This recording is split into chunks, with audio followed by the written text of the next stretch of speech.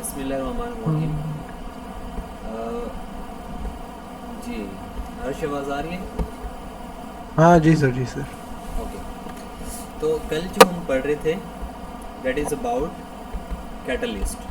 Okay, हम्म। Biological catalyst. तो इसके बारे में हमने बात की थी, थोड़ा सा इसका ओवरव्यू लेंगे और उसके बाद जो है हम इसको अपना जो नेक्स्ट लेक्चर है वो स्टार्ट कर देंगे। ठीक है, तो हमने जो ओके था सर। वो कैटलिस्ट के बारे में पढ़ा था। तो मैंने कहा था कैटलिस्ट एक ऐसी चीज़ है जो रिएक्शन को स्पीड अप कर देते हैं। ऐसे था ना, जो रिएक्शन को क्या कर देते हैं, स्पीड अप कर देते हैं, लेकिन वो हम्म। खुद जो है वो केमिकल रिएक्शन के अंदर चेंज नहीं होता। फॉर एग्जांपल, एक हमारे पास सब्सटेंस है A and it is converted into B after chemical reaction. Chemical reaction होने के बाद जो ए सब्सटेंस है वो बी के अंदर कन्वर्ट हो जाता है। ये केमिकल रिएक्शन है।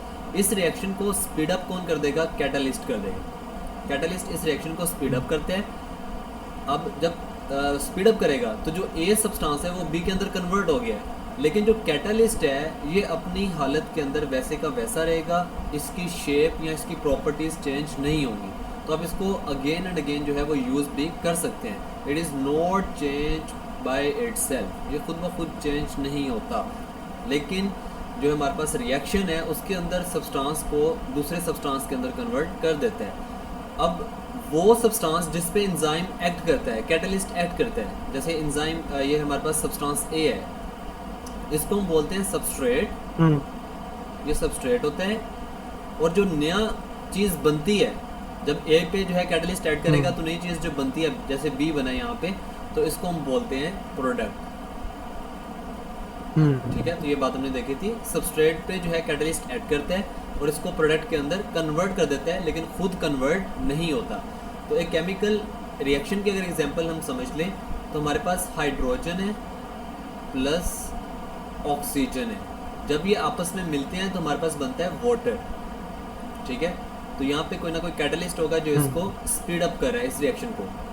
तो इसमें क्या है, हाइड्रोजन और ऑक्सीजन आपस में मिलते हैं और वाटर बनता है। इस रिएक्शन को स्पीड अप किसने करना है? कैटलिस्ट ने करना है। अब इसमें जो हम्म। हाइड्रोजन और ऑक्सीजन हमारे पास हैं, दीज आर द सबस्ट्रेट्स।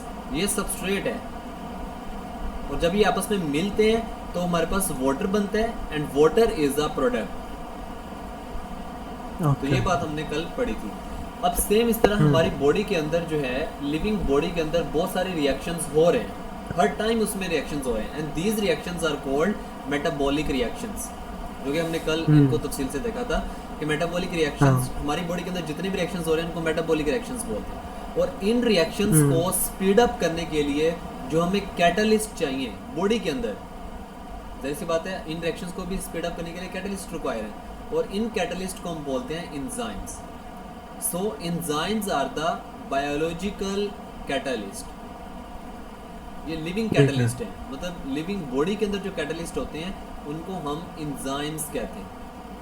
इनका काम भी सेम वही है कि ये रिएक्शन को स्पीड अप करेंगे, प्लस ये खुद चेंज नहीं होंगे और हम इसको बार बार रिएक्शन के अंदर यूज़ कर सकते हैं।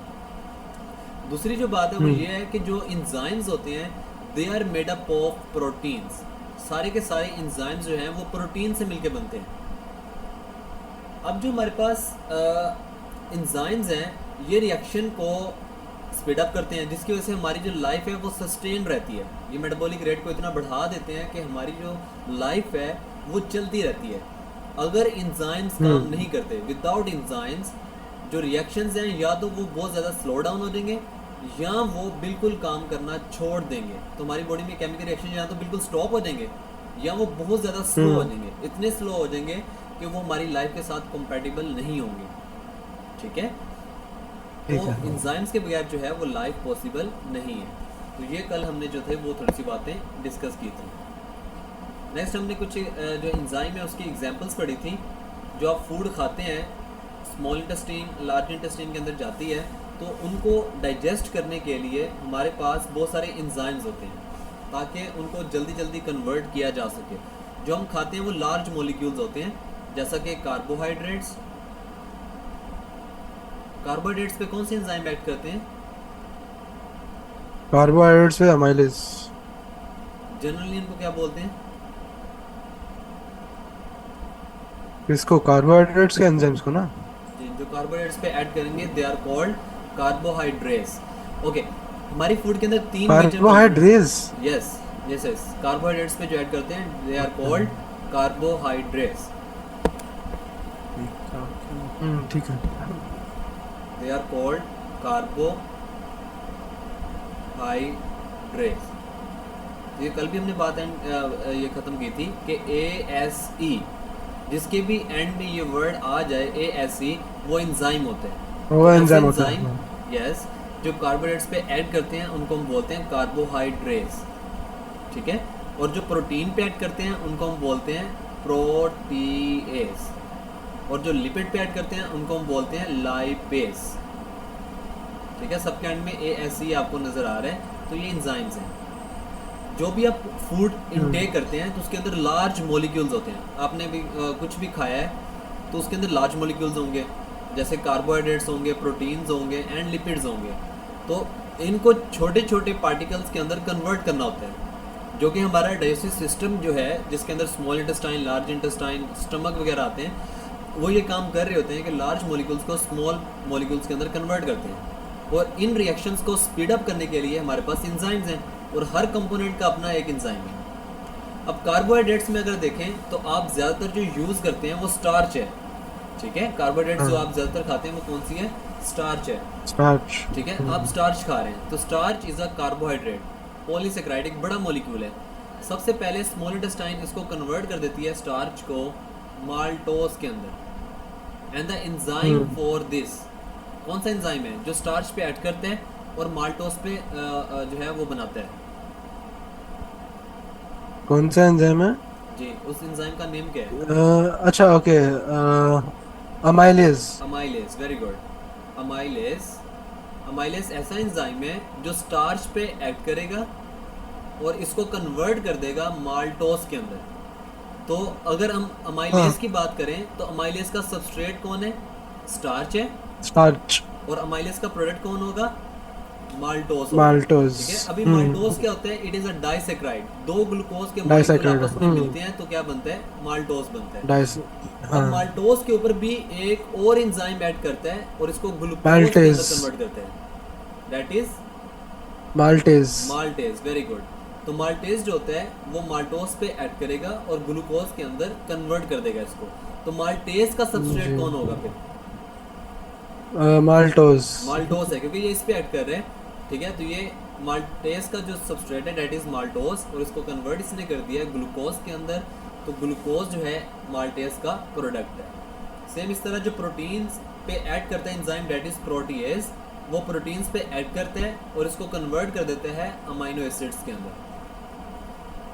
ओके तो ये हमने कुछ एग्जांपल्स जो थी वो कल डिस्कस की थी।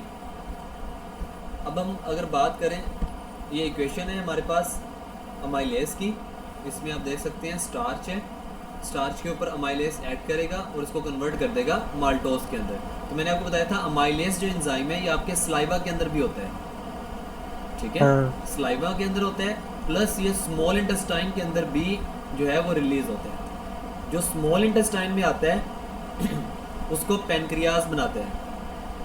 पेनक्रियाज एक ग्लैंड है हमारी बॉडी के अंदर जो अमाइलेज बना के स्मॉल इंटेस्टाइन के अंदर पोर कर देते हैं, डाल देते हैं। ओके, नेक्स्ट हमारे पास जो है वो एंजाइम्स के जो डिस्क्रिप्शन है वो ये थी। एंजाइम्स होते हैं वो सीड्स के अंदर भी बहुत ज़्यादा हेल्प कर रहे होते हैं। क्या हेल्प करते हैं? क्या हेल्प करते हैं? मैंने आपको बताया था सीड का स्ट्रक्चर इस तरह होता है, बाहर सीड होता है, उसके अंदर मतलब एम्ब्रियो होते हैं, ये एम्ब्रियो है, स्टार्च भी होता है। और सीड के अंदर कुछ फूड स्टोर होती है in the form of starch की फॉर्म में जो है सीड के अंदर फूड स्टोर है। अब जब हम इस सीड को सॉइल के अंदर लगाएंगे ताकि इससे पूरा एक पौधा बन सके, तो एम्ब्रियो ने जो है वो प्लांट बनाना है, यहाँ से जो है वो एक न्यू प्लांट बनेगा। लेकिन इसको फूड चाहिए एम्ब्रियो को ना ग्रो करने के लिए। अब फूड स्टार्च की फॉर्म में पड़ी हुई है। सबसे पहले जो फॉर एग्जांपल ये सारी फूड का स्टोर यहाँ पे पड़ा हुआ है स्टार्च का। अब एम्ब्रियो यहाँ पे, तो तो इसके अंदर पानी आना शुरू हो जाएगा। सबसे पहले जो सीड है वो वाटर को एब्जॉर्ब करता है। अब बेटा जो स्टार्च होती है ये तो वाटर के अंदर इनसोलेबल है, ये वाटर के अंदर डिजोल्व नहीं होती। तो जब वाटर के अंदर डिजोल्व नहीं है तो ये एम्ब्रियो तक नहीं पहुंच पाएगी। तो सबसे पहले जो स्टार्च को है कन्वर्ट कर दिया जाता है माल्टोज के अंदर। अब ये काम किसका है? अमाइलेज का है। तो अमाइलेज जो होता है ये सीड के अंदर प्रेजेंट होता है, ये वाला एंजाइम अमाइलेज। ये क्या करेगा? स्टार्च पे एक्ट करेगा और इसको कन्वर्ट कर देगा माल्टोज के अंदर। अब जो माल्टोज है वो वाटर के अंदर डिजोल्व हो सकती है, it is soluble in water. तो वाटर के अंदर डिजोल्व होकर ये एम्ब्रियो तक पहुंच जाएगी। एम्ब्रियो इस माल्टोज को यूज़ करेगा और यहाँ से जो है वो प्लांट बनना शुरू हो जाएगा। ओके। अब जब प्लांट की ग्रोथ हो रही है तो बहुत सारे न्यू सेल्स बनेंगे ना। और जो प्लांट के सेल्स होते हैं उनके बाहर सेल वॉल होती है, ऐसी है। अब सेल वॉल को बनाने के लिए हमें चाहिए सेलुलोज। अब सेलुलोज कहाँ से बनती है? जब ग्लूकोज के मॉलिक्यूल आपस में अटैच होते हैं एक लंबी चेन बन जाती है, ठीक है। जब ग्लूकोज के मॉलिक्यूल बहुत सारे आपस में मिलते हैं तो लंबी जो चेन बनती है इसको हम सेलुलोज बोलते हैं। तो मतलब हमें ग्लूकोज चाहिए। अगर आपने सेलुलोज बनाना है तो आपको क्या चाहिए? ग्लूकोज चाहिए, ठीक है, ताकि सेलुलोज बने और सेलुलोज से सेल वॉल बनेगी। सेल वॉल बनेगी तो नए सेल्स बन पाएंगे। ओके। अब हमारे पास माल्टोज थी, तो बेटा माल्टोज को ही ग्लूकोज के अंदर कन्वर्ट किया जाता है। तो ऐसा कौन सा एंजाइम है जो माल्टोज को ग्लूकोज के अंदर कन्वर्ट कर देते हैं? जो माल्टोज को ग्लूकोज को कन्वर्ट करता है माल्टेज। Maltase enzyme. ओके। ये दो ऐसे एंजाइम होते हैं जो सीड के अंदर बड़ी हेल्प कर रहे होते हैं, ठीक है। एक माइलेज है and the second one is maltase. तो ये इस तरह क्या करते हैं, सीड के अंदर भी एंजाइम्स जो हैं बहुत ज़्यादा इंपॉर्टेंट होते हैं। ये सारी बातें जो थी वो हमने कल डिस्कस की थी, आज सिर्फ स्पीड के साथ हम जो है इनका ओवरव्यू ले रहे हैं। अच्छा, एक और एंजाइम था कैटालेज। जी, कैटालेज, हाँ। इट ब्रेक्स डाउन क्या ये 2H2O2। यस, ये क्या था, भूल गया, ये नाम क्या है इसका? Catalase H2O2 that is hydrogen पर ऑक्साइड। हाँ, हाइड्रोजन पर ऑक्साइड को ब्रेक डाउन करके वाटर और हाइड्रोजन बना देता है। वाटर एंड ऑक्सीजन बनाते हैं। ओके बेटा, मैं हाँ, आपको ऑक्सीजन बताया होता था है। आपकी जो सेल्स हैं बॉडी के, बहुत सारे सेल्स हैं, लाखों के हिसाब से जो सेल हैं, ट्रिलियन सेल्स हैं आपकी बॉडी के अंदर। हर सेल के अंदर जब कोई मेटाबॉलिक रिएक्शन होता है तो मेटाबॉलिक रिएक्शंस होने की वजह से सेल के अंदर हाइड्रोजन पर ऑक्साइड जो है ये जनरेट होती है। हर सेल के अंदर हाइड्रोजन पर ऑक्साइड बनती है due to chemical reactions occurring in the cell, and this hydrogen peroxide is very dangerous for the cell. इस सेल के लिए बहुत ज़्यादा डेंजरस है बिकॉज ये फ्री रेडिकल होते हैं और ये डीएनए के साथ भी रिएक्ट करता है, प्रोटीन्स के साथ भी रिएक्ट करता है और उनको डैमेज करता है। तो जो हमारे पास हाइड्रोजन पर ऑक्साइड है ये बहुत ज़्यादा डेंजरस है हमारे सेल्स के लिए, और हर सेल के अंदर ये हर वक्त बन रहे हैं। तो सेल के अंदर एक एंजाइम होता है जिसका नाम है कैटालेज। वो क्या करता है, हाइड्रोजन पर ऑक्साइड पे एक्ट करता है और इसको कन्वर्ट कर देता है वाटर के अंदर और ऑक्सीजन के अंदर। अब वाटर एंड ऑक्सीजन जो है ये हमारी बॉडी के लिए हार्मफुल नहीं है, हमारी बॉडी के लिए हार्मफुल नहीं है। अब जो कैटालेज है इस रिएक्शन को बहुत ज़्यादा स्पीड अप कर देता है। ये फौरन हाइड्रोजन पर ऑक्साइड को पकड़ेगा और कन्वर्ट कर देगा वाटर के अंदर और ऑक्सीजन के अंदर। तो ये जो हमारे पास कैटालेज एंजाइम है इसकी स्पीड बहुत ज़्यादा होती है। तो ये जल्दी जल्दी क्या करता है, हाइड्रोजन पर ऑक्साइड को वाटर और ऑक्सीजन के अंदर कन्वर्ट कर देते हैं, जिसकी वजह से हाइड्रोजन पर ऑक्साइड का लेवल सेल के अंदर बहुत कम रहता है, क्योंकि जैसे ही ये बनेगा कन्वर्ट हो जाएगा वाटर और ऑक्सीजन के अंदर, ठीक है। और अगर ये एंजाइम काम नहीं करेगा तो सेल के अंदर जो है हाइड्रोजन पर ऑक्साइड जो है वो एक्यूमुलेट होने शुरू हो जाएगा और सेल को डैमेज करेगा जी। और मैंने आपको अभी बताया कि it is formed in all cells of the body, हर सेल्स के अंदर ये बन रहा है हाइड्रोजन पर ऑक्साइड। तो catalysis enzyme is very important for the conversion of hydrogen peroxide into water and oxygen. This is very important enzyme, इसको भी हमने कवर कर लिया।